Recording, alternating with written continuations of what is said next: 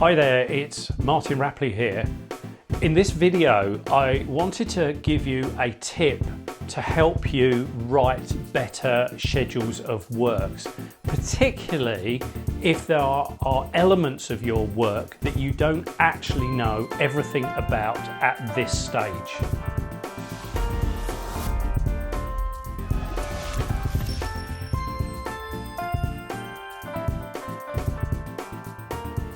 Now, you would have heard me say on other videos the importance of getting as much information into your schedules of work as you possibly can. You need to provide as much information for your builders as you can so that they give you good, comprehensive prices. But there are always times where you can't necessarily describe everything correctly or fully at the time you're putting your schedule of works together.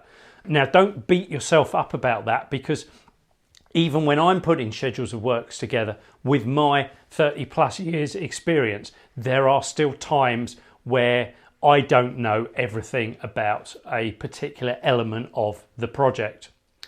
And in these situations, we use one of three solutions.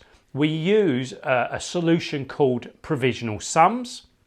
We use a solution called PC sums, which stands for prime cost sums, and we use a solution called provisional quantities.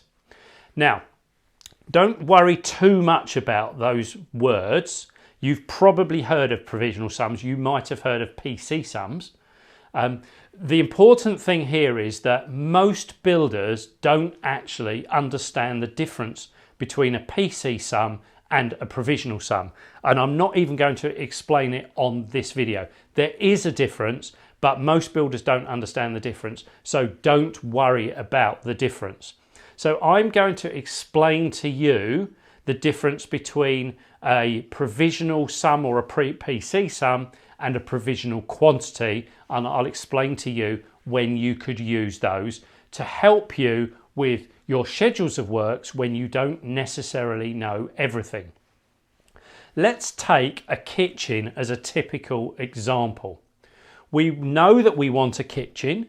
Our architect's drawings may well show the kitchen in the right room. It will show a sink here and a cooker here and a fridge freezer and what have you, but it won't necessarily be the exact kitchen that we want to deliver. It may be at this stage we don't know what range of kitchen we like. We don't know what colour doors we want, what style of worktop we want. We don't actually know the exact configuration of cupboards and drawers and shelves and all of the bits and pieces. So what we can do is we can use a provisional sum or maybe a PC sum. There is a subtle difference, but we don't need to worry about that. So we use a provisional sum to allocate a sum of money for the purchase of the kitchen. Now, the reason we do this is if we say allow £3,000 provisional sum to buy a kitchen, we now know that all of our builders are allowing the same cost of that kitchen. So we now know that all of the builders are actually pricing the project on the same basis. If we didn't do that, builders would say allow a provisional sum of £2,000, another builder would say £4,000, and another one might even miss it out completely and write in client supply. And whilst this could be a client supply item, the way that we make sure everyone's got the same is we call it a provisional sum. You can potentially still get a price for installing the kitchen, because builders kind of know how long it takes to install a kitchen. It doesn't matter, as long as you don't go from a really small kitchen on the drawings to a really big kitchen, the price won't change between different sizes. So they will give you a quote for installing the kitchen, and then you have a provisional sum for the supply of the kitchen.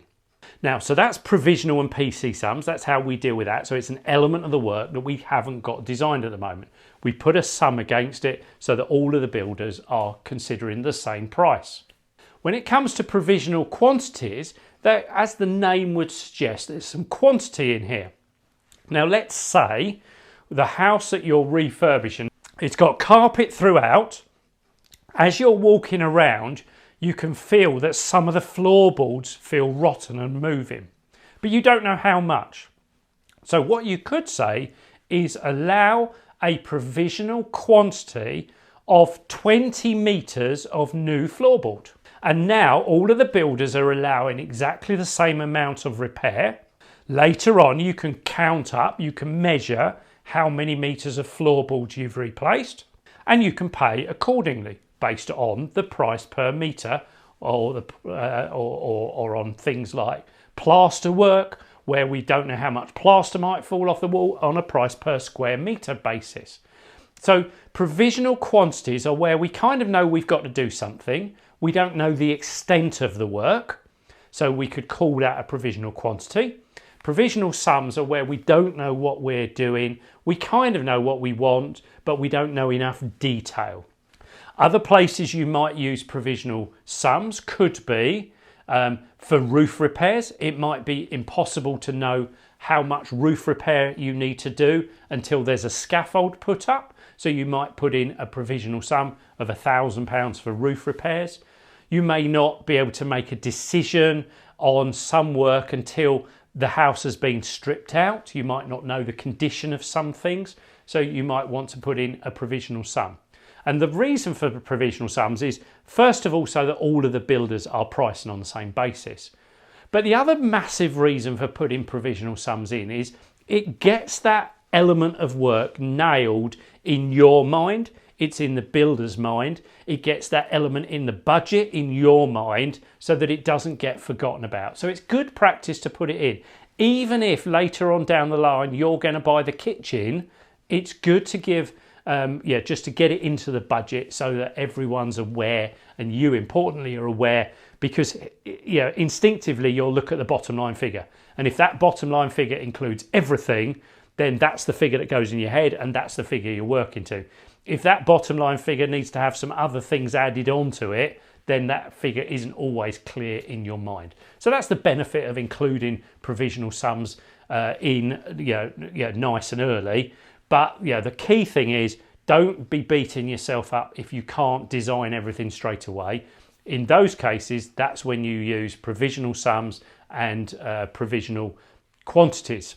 Just wanted to finish off this video by saying, if you ask builders to price and they insert their own provisional sums, then you need to consider why you didn't give them, or why you hadn't been able to give them enough information to price. And you need to ask them what information is missing that is stopping them pricing that item properly.